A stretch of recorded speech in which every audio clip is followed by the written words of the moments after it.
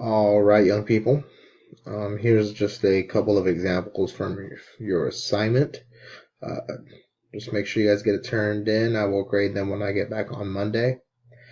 And the most important part is to just read the instructions. It says express your answers for the first ones in a multiple of pi. So this means no decimals. No decimals for the first 8. Okay. Now, all I'm asking for you to do is convert. So I'm not asking for you to put it in standard, or I'm not asking for any of that. I just want you to straight up convert. Okay. So like these negative answers are going to have negative answers. Or sorry, negative questions are going to have negative questions. So I know a lot of y'all were like trying to take this and add 360, but you don't have to do all that. Just literally convert it. So 220 negative 225 times pi over 180. The reason we put the 180 on the bottom is because we want the degrees to cancel out, right? So in your calculator, you're not putting in 225 times pi over 180. Remember, because we want an exact answer. So in your calculator, what it's going to look like is negative 225 times 1 over 180. And then the calculator will give you a reduced fraction for that. So if you put that in the calculator, that is going to give you 5/4, right? Oh, getting ahead of myself. 5 over 4. All right, but because you took the pi out, you know that that's got to be in your answer. So your answer is going to be 5 pi over 4. That's it. Oh, negative. Sorry. You're getting negative. So it's hard to see. Negative 5 pi over 4. Okay. So again, this is not in standard position, but in the instructions I didn't ask for standard position for these first few. So don't worry about that. Just go ahead and convert those, but making sure to not give me decimals to give me that answer with pi. And then in the next ones, again, I want to see your work. I don't just want you to look up on that chart, because a lot of these are on that chart that we drew.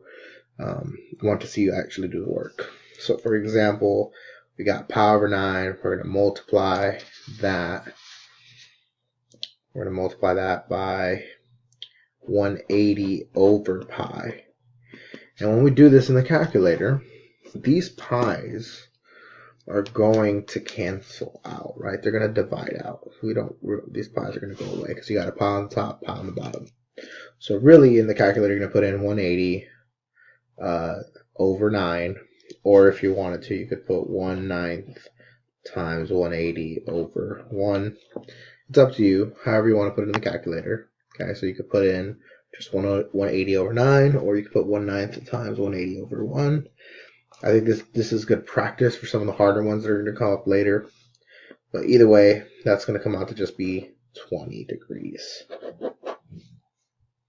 Okay, so all of these are automatically not going to give you decimals because they're in rational form. Okay, these last two, 15 and 16, are going to be really big numbers.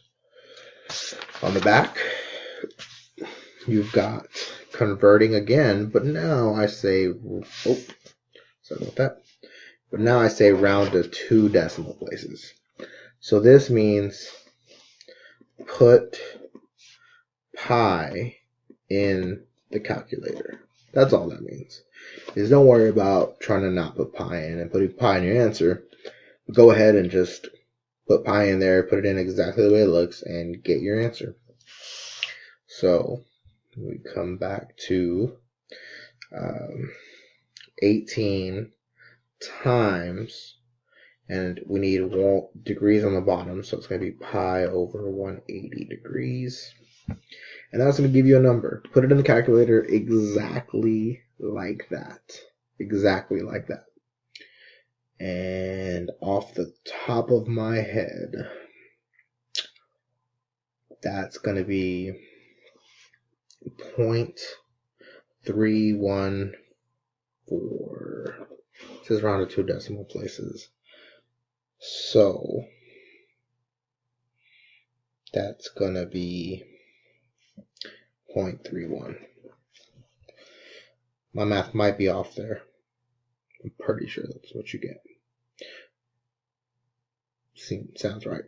But again, just putting this in the calculator exactly the way it looks. Okay, exactly the way it looks. And I'm pretty sure that that's what that gives you. But that's off the top of my head. Converting each item, go to radians and degrees. So just the opposite down here. Again, round to 2 decimal places. So put it in the calculator exactly the way that you see it. So for these, it'd be times 180 over pi. And that's going to give you a number.